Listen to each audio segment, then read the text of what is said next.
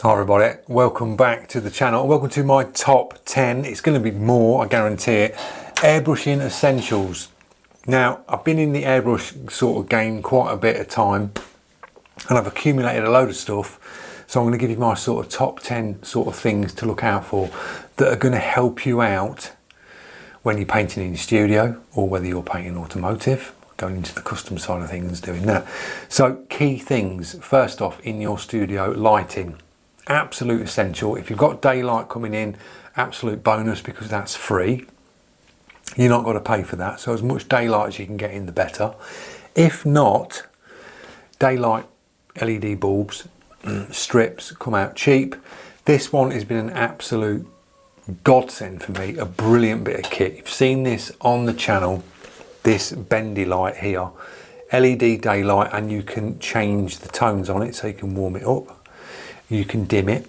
It clamps to your table, so if you've got a work surface that you're working on, you just clamp it. 3-pin plug, meter of flex, job done. It works. It's an essential, so that works.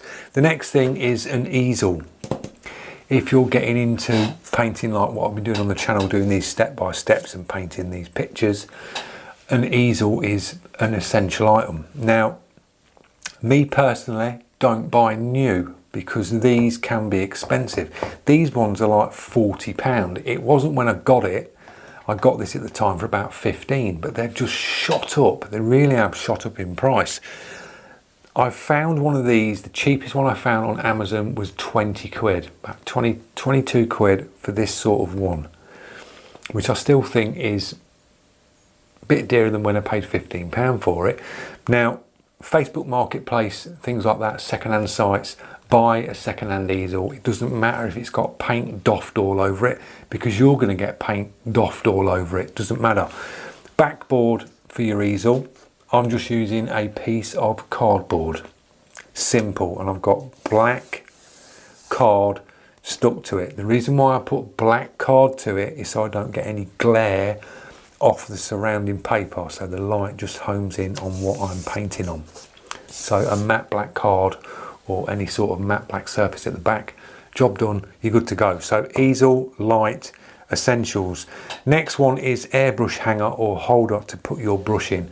I'm really liking the H&S ones. You may not like these, but I get on really well with these. And what I like about these is it makes you unclip your airbrush, which is key when it comes to putting it in a hanger.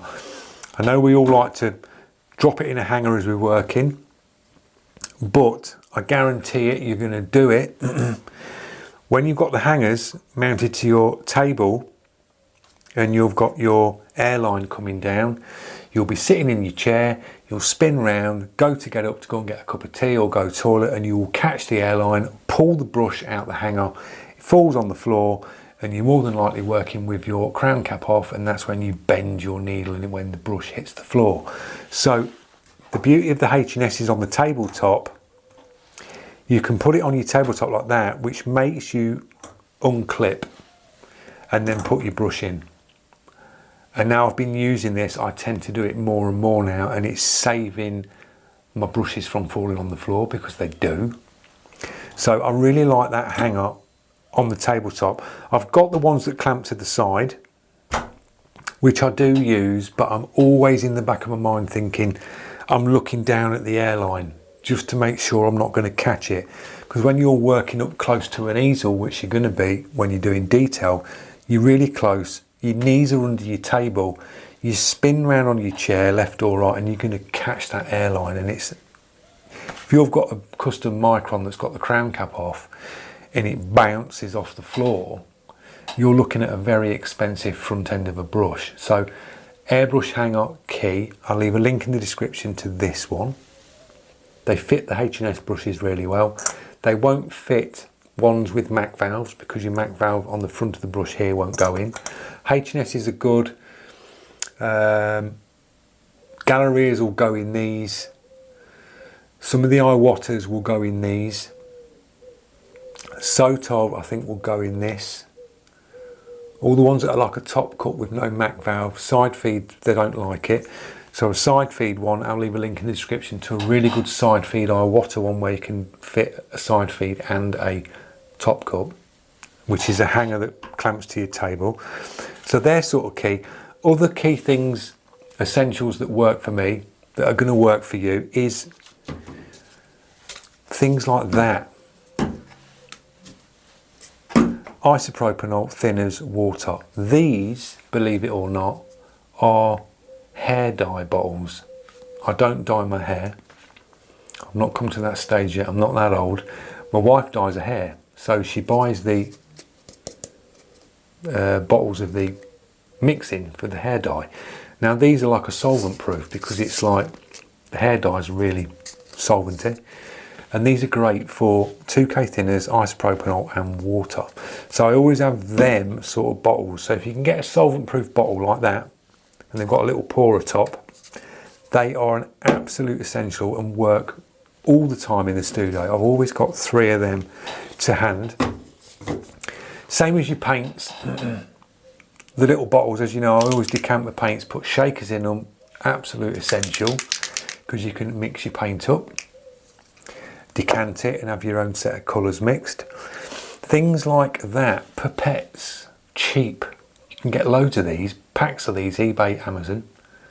They're really good for when you're mixing, when you're mixing up to these little bottles. You can just pipette the bits up. They've got measuring markers on these as well. So if you want to be a bit precise, you can do that. So they're sort of essential. Kitchen towel, buy abundance of it, buy loads of it and chop it up. It will last you ages. A roll of kitchen towel in the studio for me will last 2 months, 2 to 3 months, because I'm cutting it up to sizes like that.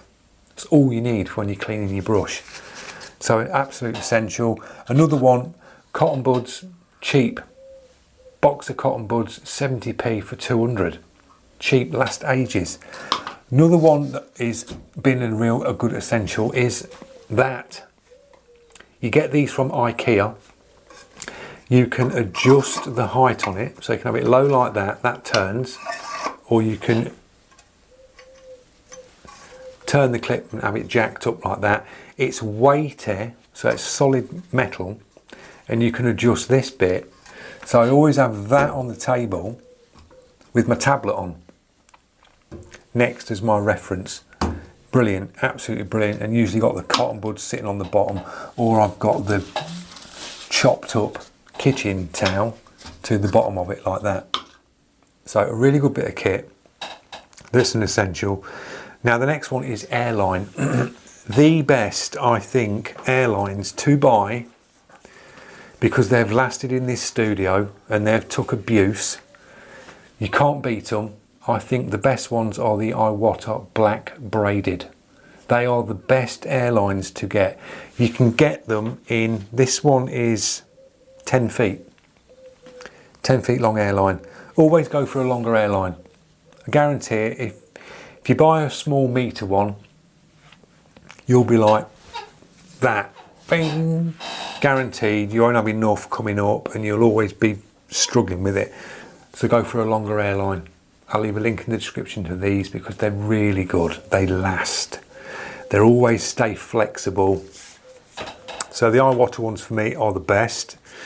Other bits, brushes. An essential brush for a beginner. And an essential sort of brand to go under for your journey. H&S. Go to H&S. Yes, I've been using the iwata at the minute because I've got all the brushes on the wall, the different brands, and I've accumulated them over the years. My go-to would be for you as a brand and for me that I love is H&S. Absolutely love them because they're really doing some nice brushes. They're releasing some very nice brushes, very nice designs. They work, they always have worked from day dot, and I've been with these since day dot, H&S brushes. They're just solid, robust, they will last you, and you can upgrade them. A lot of the other brushes on the wall, you can't really do other things with them. Once you've brought it, and you've got that needle and nozzle set up with it, you're sort of stuck. With the H&S, you can adapt by kits. You can get all the different bits for them. And it's German engineering at the end of the day. And I think it's one of the best.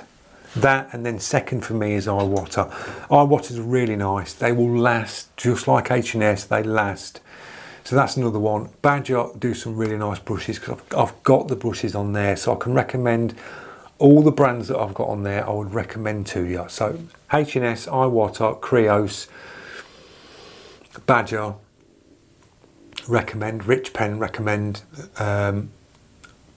Gaahleri, even if you're starting out, Gaahleri on a budget, they're good low-end brushes that they've just got that little bit more quality to them than your cheap Amazon or eBay Chinese £15 ones.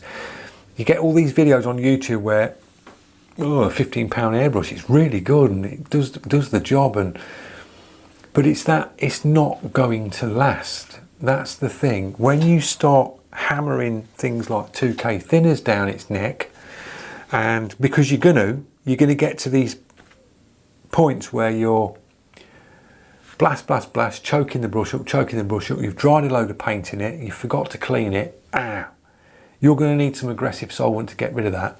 Some of these cheaper brushes haven't got the seals to cope with aggressive, like paint strippers.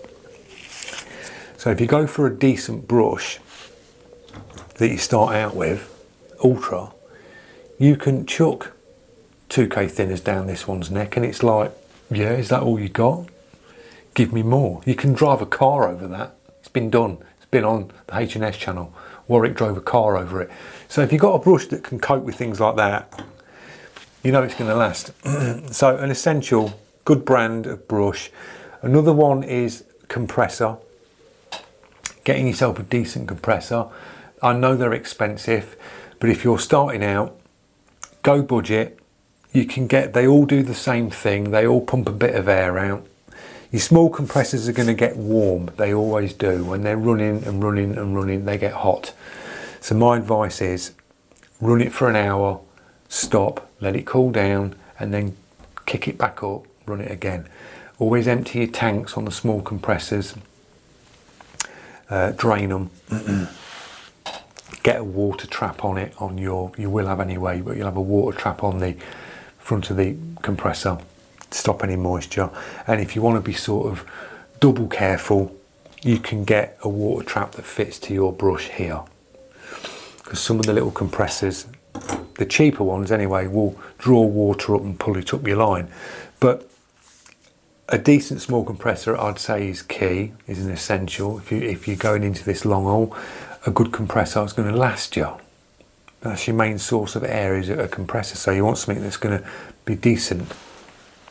Other things, essentials, things like a cutting mat. A decent cutting mat, go minimum A2. The bigger the better, I guarantee it, because when you're cutting stuff out, you always want that bigger work surface. The little tiny A4 ones, they're just not big enough, and you'll see this. You'll be having a graphic and it's like, so go for a big cut mat. The bigger the better. You can just slide it, put it on your work surface. One thing that I will say is never paint round a cut mat.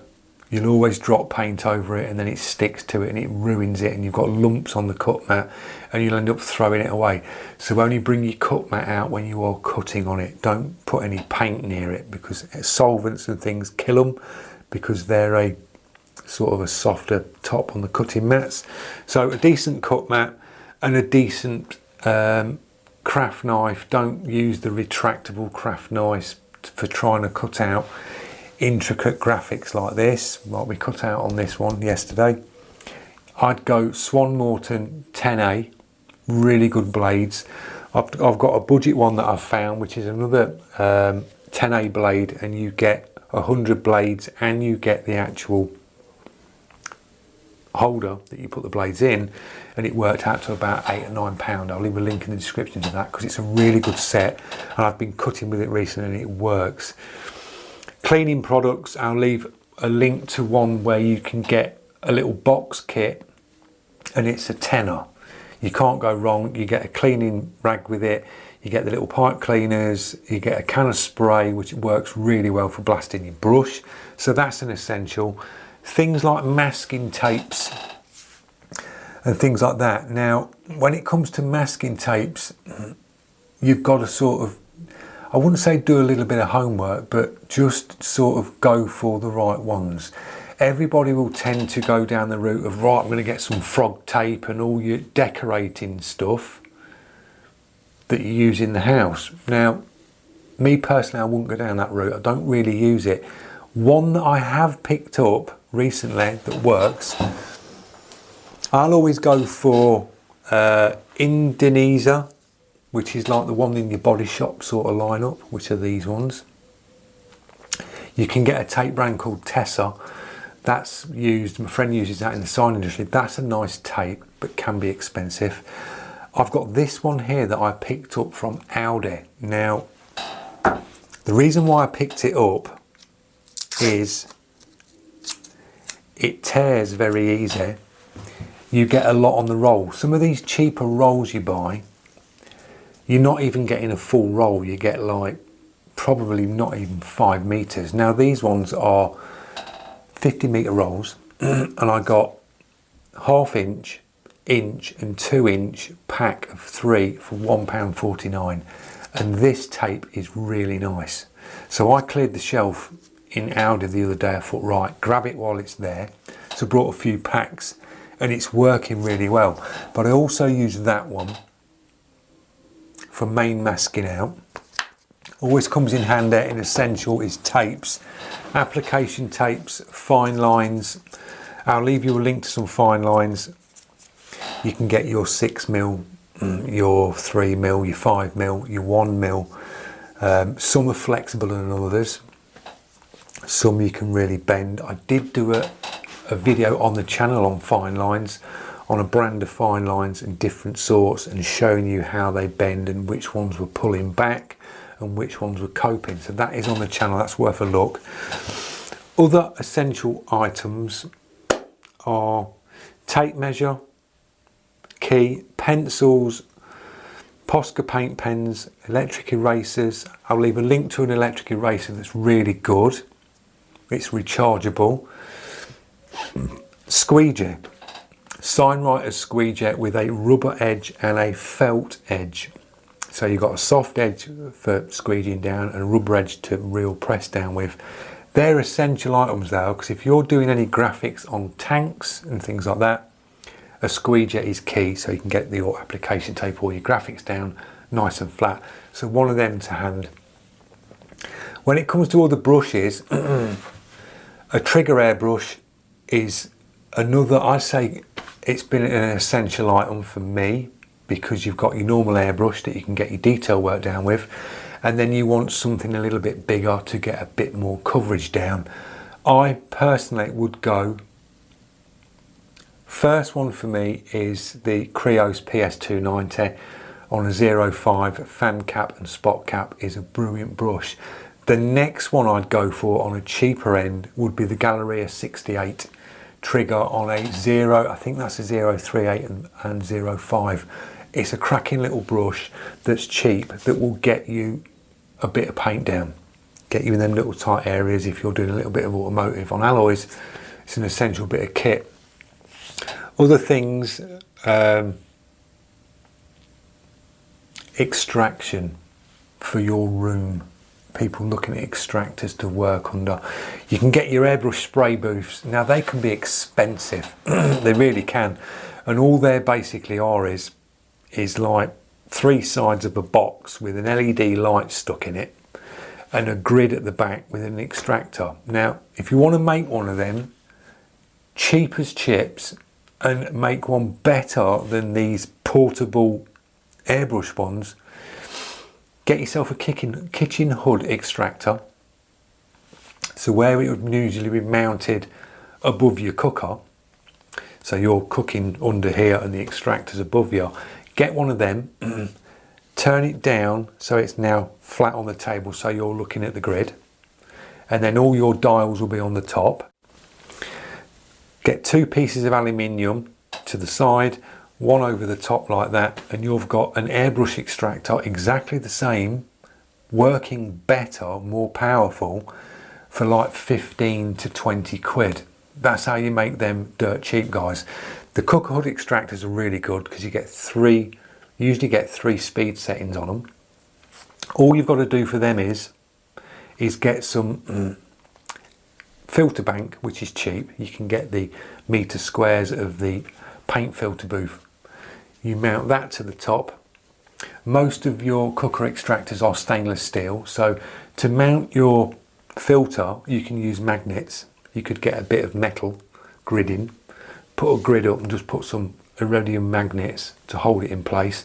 Job done, you've got a really good extractor, cheap. That is the cheapest way you're going to get an airbrush extractor system built, is cooker hood. They work really well. I've got one in the other studio in there, and I'm going to take that out and bring it into here and have it so I can mount it on an arm on this table. So I can have one that comes over here like that, and I can run the tube out and push it here. I've got one built into the studio wall here with twin fans in if I'm spraying big, but extraction is an essential. If you want to use a mask, I'd go 3M all the way. When it comes to the monkey masks or the ones with the two filters on, 3M I'd say are your best when it comes to things like that. So a good 3M respirator. Although I think I've covered all of them. So they're my sort of top 10 essentials. Cleaning pots, there's another one because I've just looked down at that. You don't need to go for the 15 to 20 quid airbrush pot that sits on the side with the little hanger, and then you have to ram the airbrush in the little rubber end of it, and usually you dink your needle because you're working with the crown cap off. Yes, they're good because it's sort of, you blast into it and your leftover paint stays in the pot, and you can unscrew it and clean the glass pot out. You can buy them at 15, 20 quid, or just buy a plastic throwaway pint pot, so you get 20 for £1. Masking tape it to the side of your table, drop some kitchen towel in it, and then just spray into that when you're colour changing. That's all I do now. It's easy. You're not going to dink your needle going into a pint pot. Them table ones can be a pain. I don't like them. I have got one, but I never use it. So that's the cheapest option, guys, and it works. If you've got your extractor running, your fumes are going to go up when you're spraying in there, not a problem. And it's just easy. And that, you just take off like that. You can see the bits that's inside there. You just empty that out and then stick it back to your table. How simple is that? It's not cost anything. It's like cheap. They can also be used, plastic pint pots like that are fine with solvent. So if you wanted to mix clear coats up and things, that's all I do, is I mix my clear coats and my solvent base coats in plastic pots like that, because it is cheap. Mixing pots with all your measuring things on the side can work out to be quite expensive. When you're buying 100 at a time, you're probably looking at about 20 quid for 100. You know, it can sort of start adding up. So going the cheaper routes, you can use them for cleaning out in and for your solvents. So there's my top 10 sort of essentials that work for me in the studio. If they work for me over the years, they're going to work for you guys. They really are. So thanks for watching. Don't forget, if you are new to the channel and you're liking the content, click that subscribe, press that notification, and I will see you in the next video, which will be up tonight. We are doing Groot. That's the one I'm going to take you through on a step by step. Looking forward to that. So yeah, cheers guys.